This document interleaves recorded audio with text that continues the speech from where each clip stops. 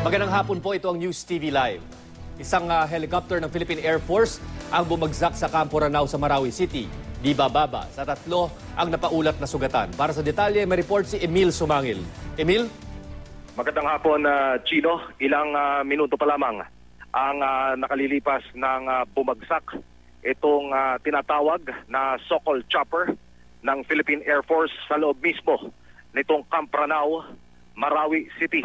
Ang sakay nito, Chino, ay si 4th Infantry Division ng Philippine Army, Commander Major General Ricardo Visaya. Patungong Laguindingan International Airport sa Misamis Oriental, ang grupo ni General Visaya nang biglang bumagsak itong Sokol Chopper kung saan nakasakay ang grupo ni Visaya. Ayon sa impormasyon na ating natanggap mula dito sa mga kagawad ng Philippine Air Force maging ng Philippine Army na nagsisecure sa lugar ngayon, 11 ang sakay ng Sokol Chopper. 2 rito ang kumpirmadong sugatan. Nakausap natin yung mismong main pilot ng Sokol Chopper. At ayon sa ating panayam, Chino, ilang metro na law siyang nakakaangat mula nang sila mag-take off dito sa ground ng Camp Ranao nang biglang hatawin ng napakalakas na hangin itong chopper. Mula noon ay nag-U-turn daw sa lakas ng hangin. Pumihit yung chopper, nag-U-turn, kumbaga nag-360 degrees, tsaka pumaling sa kanan. Saka bumagsak dito sa open ground ng Camp Ranao.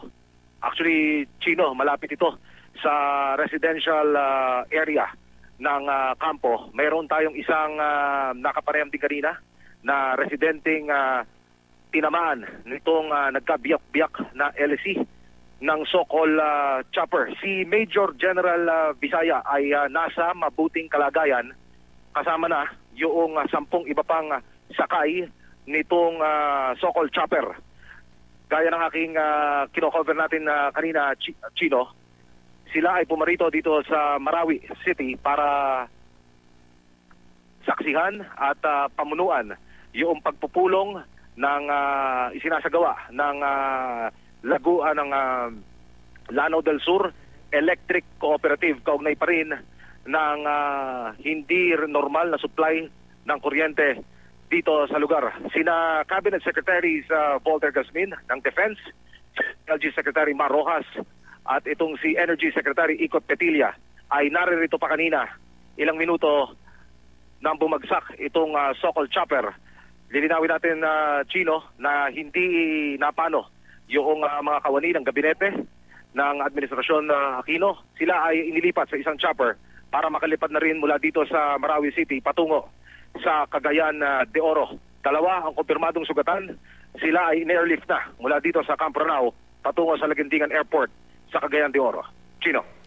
Yes, Emil, nakikita natin sa video mo na pinadala dito ay andyan nga si Secretary Gasmin at si Secretary Rojas.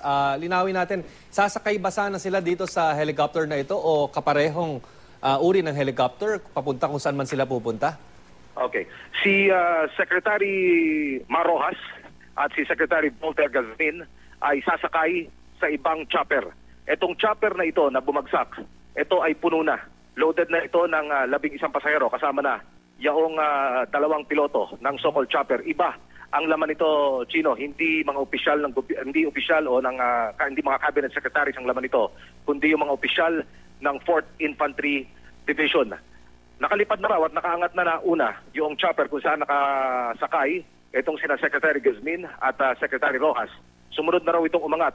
Pero sa halip na makasunod doon sa path na tatahakin ng chopper ni Secretary Gasmin at Secretary Rojas, bigla ng araw itong hinataw ng hangin saka bumagsak. Nakausap natin, dahil ng akin natin kanina, Chino, yung piloto, yung main pilot nitong bumagsak na Sokol Chopper. Iniinda niya yung kanang paa niya. May sugat. Ginamot siya ng medical team ng Philippine Army dito sa Camp Ranao at inilipad na mula dito sa Marawi City patungo sa Laguindingan International Airport sa Misamis Oriental. Emil, may ulat ba tayo kung may mga bahay na napinsala dahil sa pagbagsak ng chopper? Na sa ating pagkakaintindi, ito yung mga bagong helicopter na binili ng ating pamahalaan, yung mga Sokol na galing Poland?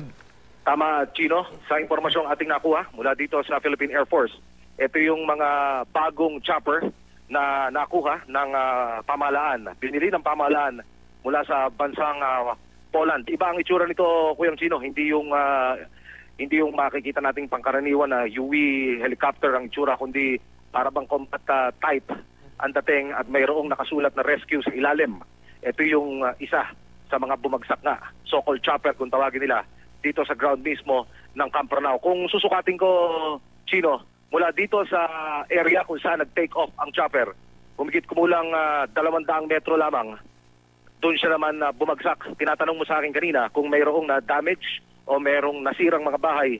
Isang bahay ang nadaganan nitong bumagsak na so-called chopper. Dito tinamaan yung isa sa mga residenteng nasugatan. Sa mga oras na ito, patuloy na pumapasok yung mga fire truck ng Bureau of Fire Protection, Marawi City, para tiyakin na ligtas yung lugar at hindi na sisiklab pa ang apoy. Chino.